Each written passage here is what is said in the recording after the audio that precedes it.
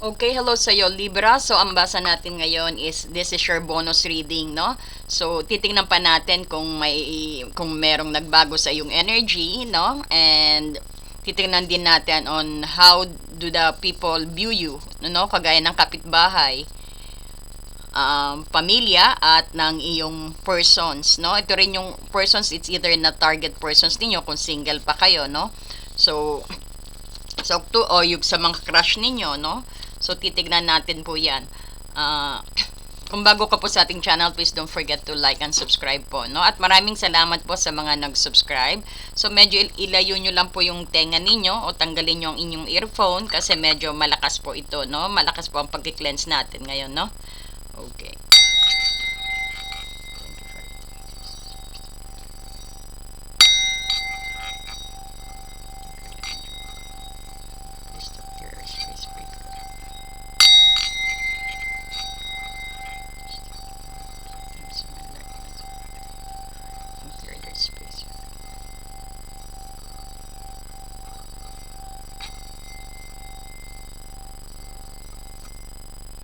Ayan. So, sisimulan na po natin. No? Tingnan natin kung may nagbago sa ano mo, no? Sa energy mo, Libra. Para kay Libra, sa kanyang bonus reading, Spirit Guide. Kanya pong bonus reading. Para kay Libra. Ano pong energy niya. Tingnan natin kung may changes. Kasi medyo top ang energy mo last time, no? So, tingnan natin. Kasi, syempre, pag nabasa nyo, magbabago yung pananaw ninyo, no? Magbabago yung isipan ninyo. So, nagtitrigger dyan yung changes, no? And, syempre, nakaka-apekto rin sa everyday natin, sa sitwasyon, sa experience natin, ang mga people around us, no? So, titignan nyo, no? Tignan natin.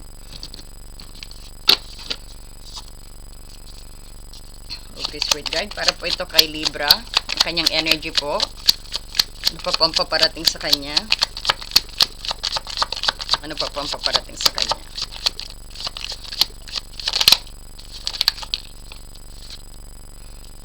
Oh. Oh, at least you get back on track. Oh. You're on your own energy. Nice. Kaya lang, you're sneaking up something dito, no? Parang may pinagtataguan ka. The Hangman. So, mamaya explain natin yan. Ito yung energy mo na siguro. Pero at least maganda rito, no? And then, family naman. Tignan natin ano nung tingin ng family sa'yo. Anong tingin ng family kay Libra? Anong tingin ng family kay Libra?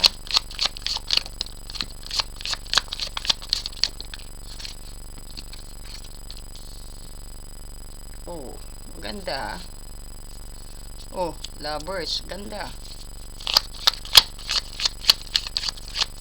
Anong tingin ng family kay Libra, Spirit Guide? Strength. You're getting back on track. That's good. And then, anong tingin ng kapitbahay kay Libra? Anong tingin ng kapitbahay kay Libra, Spirit Guide?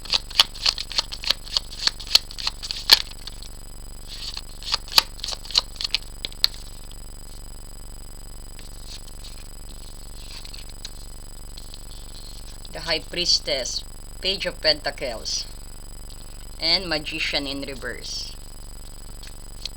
Ng persons niya. Anong tingin ng persons niya kay Libra?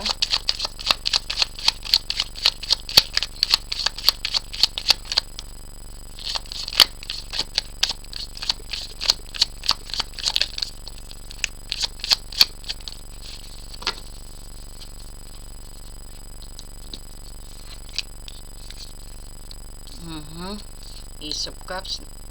Naku, tingin niya makikipaghiwalay ka na ba? Wala ka na lang.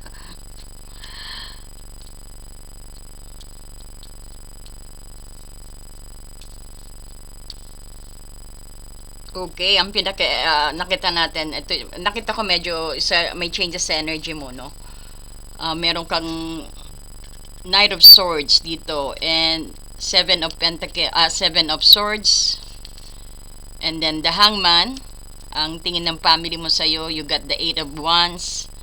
May good news na paparating. And the Lovers also. And Strength. And then sa iyong neighbor, meron ka ritong High Priestess and Page of Pentacles and Magician in reverse. Sa persons mo, Two of Swords in reverse, Ace of Cups in reverse, and the card of victory, which is Six of Wands, no? Parang ibang-ibang energy, no? Kasi syempre, people, ano yan, affected din sila sa people around them, yung mga family, neighbor, and ano, no? So, yan yung mga, kung bakit ganyan ang na-experience natin sa, ano.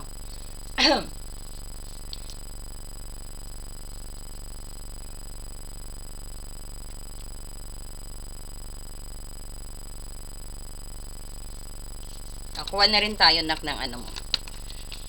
Kuha na rin tayo nito.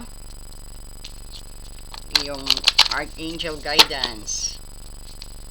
Archangel Guidance po para kay Libra sa kanyang bonus reading, Spirit Guide.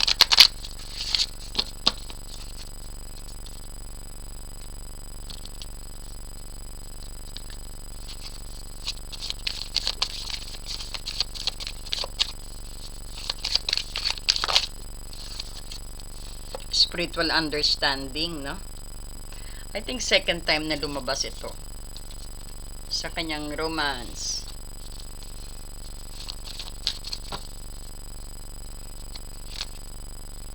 Advice kay Romance Angel about sa kanyang love life.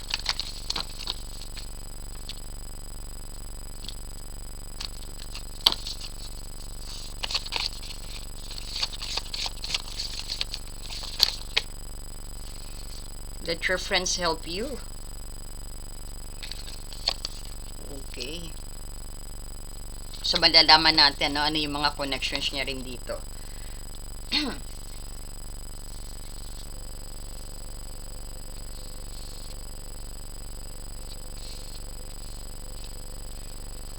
Okay. So, kung nakikita mo dito, no, meron kang Knight of Swords. This could be your energy. Lumalabas uli yung bumabalik uli yung lakas mo. If you remember yung previous reading, parang this is the continuations po. So, sana napanood nyo po yung previous reading natin, no, bago itong bonus reading. Kasi parang nakita natin may konting pagbabago dito, no? May breakthrough ka.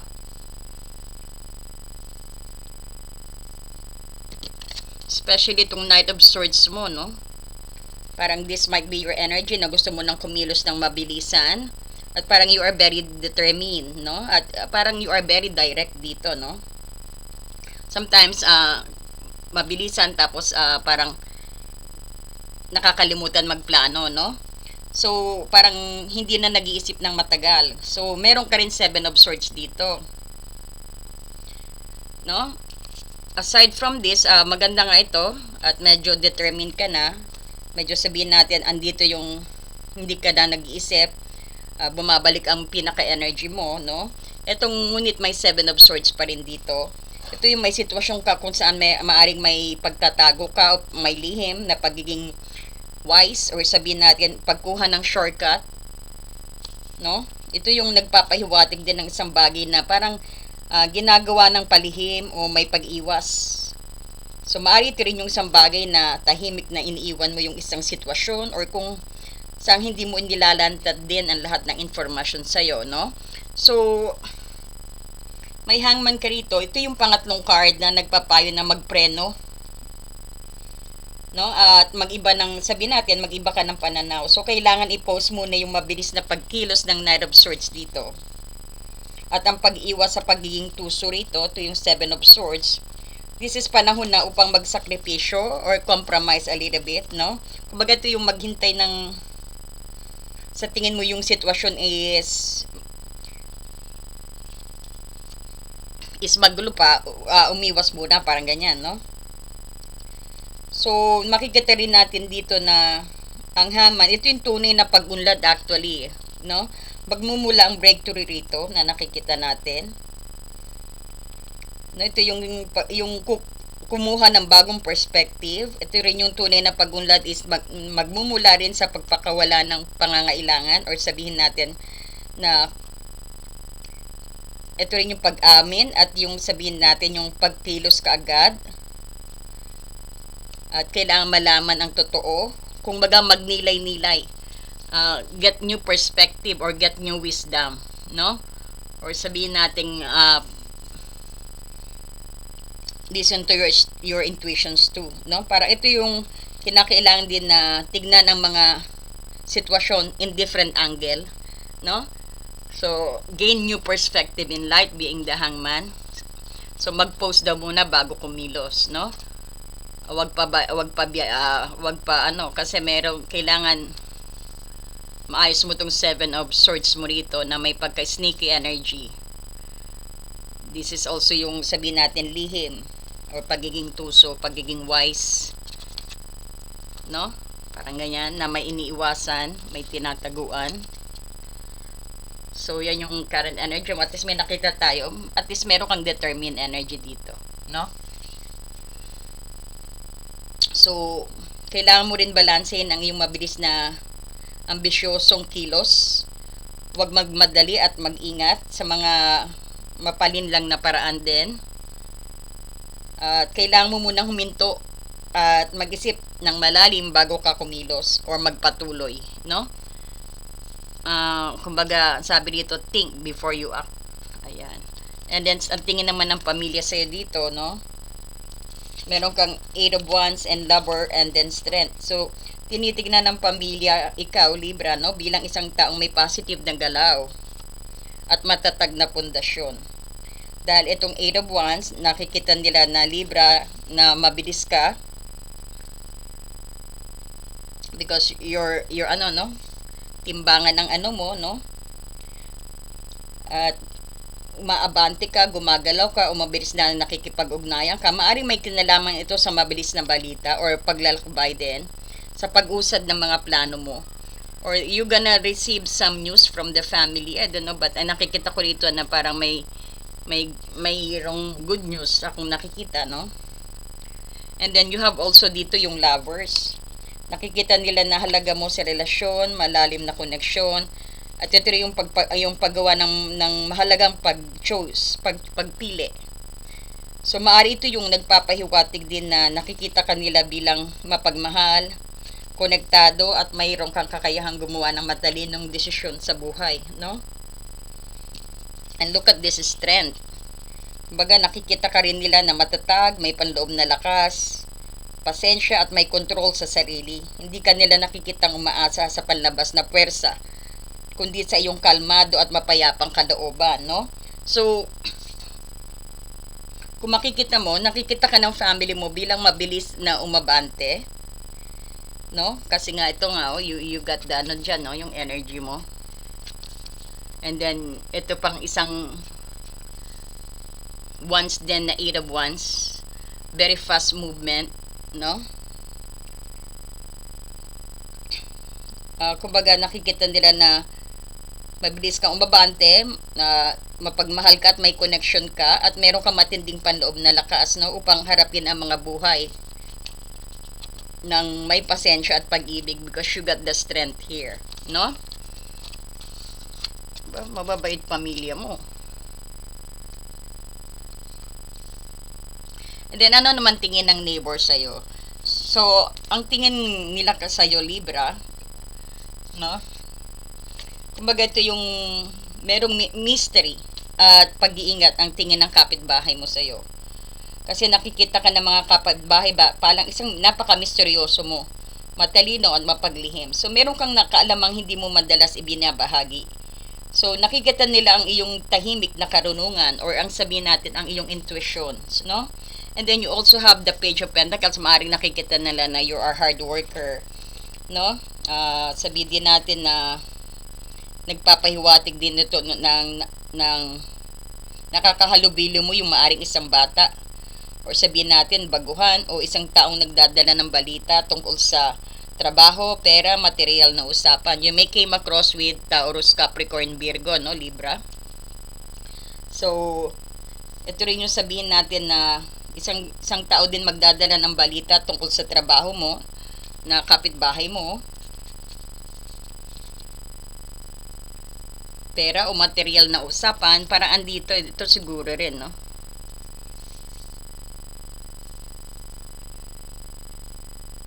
Para mukhang kilala mo itong kapitbahay mo, sila rin yung Parang bata siya, pero ano, no? Or sabihin natin, batang isip. Or tingin nila na you're working hard din. Sila yung tao din nakita mong may kasama sa mga practical na usapin. Pero meron tayong nakita ito, magician in reverse. No? Sa tingin nila yung isang maaring may bahid na meron silang pagdududa rin. Some of your neighbor na nakikitang nagdududa sila at nag-aalala, nakikita kanila posibleng hindi gumagamit ng iyong buong potential din. Kulang ka sa plano o bago ka, sabihin natin baka may pakiramdam kang may maninipula o sabihin natin there's a little bit panliling lang na nangyayari na hindi mo ginagamit ang iyong kapangyarihan, no, sa matapat na paraan because you have the 7 of Swords. You're not choosing yung mga talent mo, hindi mo ginagamit sa tamang paraan, no? Yan ang tingin ng mga kapitbahay mo sa'yo. So, nakikita kang tahimik, matalino, ngunit maaring may mga pag-alinlangan dito, no? Especially sa iyong intentions or sa iyong capability, no? So, ang taong nakakahalubilo mo isang baguhan or sabihin natin may kinalaman sa practical na start mo, no? It could be Taurus, Capricorn, Virgo. Na medyo, it's either immature or mature, no? Or nakikita din nila na you're starting, no? Parang starting your career o nakikita nilang nag-aaral ka pa, no? Parang ganon. Okay, so, ang tingin naman ng persons mo sa'yo o ng target persons mo rito, it's either single or in a relationship, no? May 2 of Swords in reverse ka, Ace of Cups in reverse, at ng 6 of Wands. Merong pagiging bukas actually at pagkilala, ngunit merong emotional na parang nag-hesitate at ang pagkabigo rin, no? May nakita tayo dito. Yan ang tingin nila sa'yo ng persons mo. So, ang 2 of Swords dito, naka-reverse siya, it's either na alam ng persons mo na nagsisimula ka ng makita ang katotohanan o handa ka nang lumabas or pagiging indecisive mo, wala na yung dating pag-atubili or pag-iiwas sa desisyon. Parang the person's thinking na nagbabago ka, no? Nagbabago ka na. And tinanggal mo na yung piring, at least you could decide. Kumbaga, nakita is hindi ka na nagja-juggling, no? At ang nakikita rin ng kapitbahay mo ay nakikita rin ng persons mo. Ang pagtingin nilang iyon ay may kinalaman din sa emotional, no? Ito yung pagkabigo or blockage, maaring nararamdaman nila na hindi ninyo maabot ang emotional na fresh start. O sabihin din natin ang pag-aapaw ng pag-ibig na inaasahan nila, you're not giving it, no? Parang yan ang, at nakikita din nila na baka this is also separations, no? Na baka maghiwalay na nga, no? So, ang Ace of Cups in reverse dito, pagtingin nila rin ay may kinalaman nga sa, sa blockage or maaring nararamdaman na nila na mag-end the relationship. They know that, no? And then, but may nakita ka rin ditong 6 of Wands. No, sa kabila nito, nakikita kanilang matagumpay, sikat at kinikilala actually. So, tinitignan kanila bilang isang taong may tagumpay at nararapat na pagkakilala. So, ang target persons ay naglalabas actually ng pag-atubili. At nakikita ka na mas malinaw at matagumpay, ngunit may nararamdaman silang loss of emotions, no? Or sabihin natin despair, disappointment, no? Pagdating sa iyong mga connections. O baka din pinipigilan mo rin yung kanilang damdamin para sa iyo, no? Parang you are the one who's blocking it, no? So, kung nakikita mo rito, ito yung guidance mo.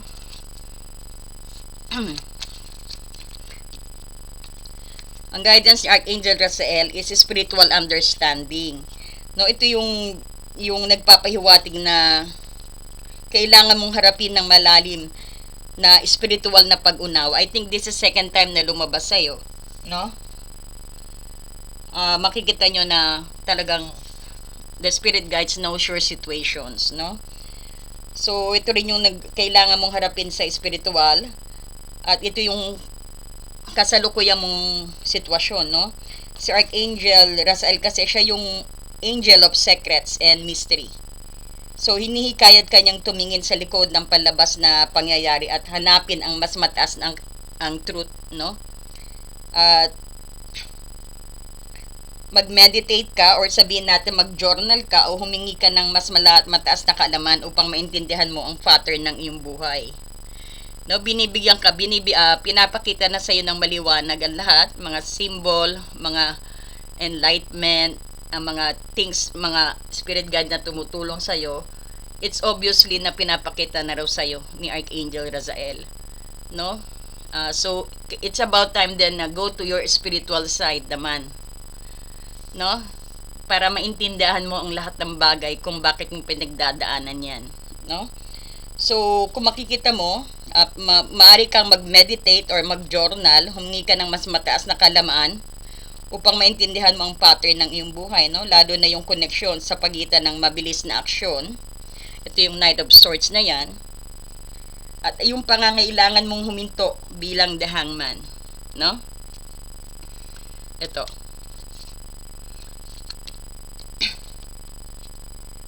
Because ang spiritual understanding ay magbibigay sa iyo ng liwanag sa kung bakit nangyayari ang mga bagay-bagay at paano mo dapat gamitin ang iyong inner power dito.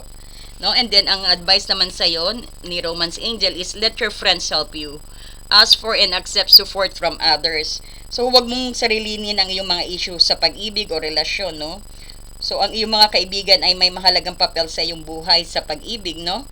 Hayaan mong magbigay sila ng payo sa iyo at magpakilala sa iyo ng posibleng makakonect ka o tulungan kanila mag-relax at magsaya, no? So, maari rin ang solusyon sa iyong mga issue ay yung pag-ibig o susunod mong pag-ibig ay dadaan sa tulong din ng support ng iyong social circle, no? So, maaring kung ito nga is may separations, maaring kailangan mo ng kaibigan na mapagsasabihan ng ano mo, ng iyong mga nasa loobin, no? Pero nakikita natin, unahin siguro, tumawag ka kay Archangel Raziel para hindi pa dalos-dalos sa pagkilos dito o pagdesisyon. Kailangan gain new perspective sa Hangman, no? At iwasan yung mga tusong gawa, no? Yung mga sneaking out, yung mga sabihin natin yung mga pagnanakaw ng oras ng desisyon, no? Hindi nakakabuti. No, para magkaroon ka ng kariwalagan, try to connect with Archangel Raziel. Go to your spiritual side din, no? Ayan, magdasal ka, mag-ano ka, no? Dahil malaking tulong ang magagawa niyan. Kasi sometimes hindi natin makikita ang kasagutan sa mga taong alongside of us, no? Ibig sabihin, ikaw pa rin ang makaka-resolve ng iyong mga dalahin, no? Ayan. So ayan, maraming salamat po sa inyong patuloy na pagsuporta kay Happy Angel Reading. Thank you so much po at sana po nagkaroon kayo ng enlightenment, no? At marami rin pong salamat sa mga nag-like, comment po sa ating mga video, no? Ayan, see you po again sa our next reading. Siguro September reading na po, no? Ayan, thank you and God bless you po.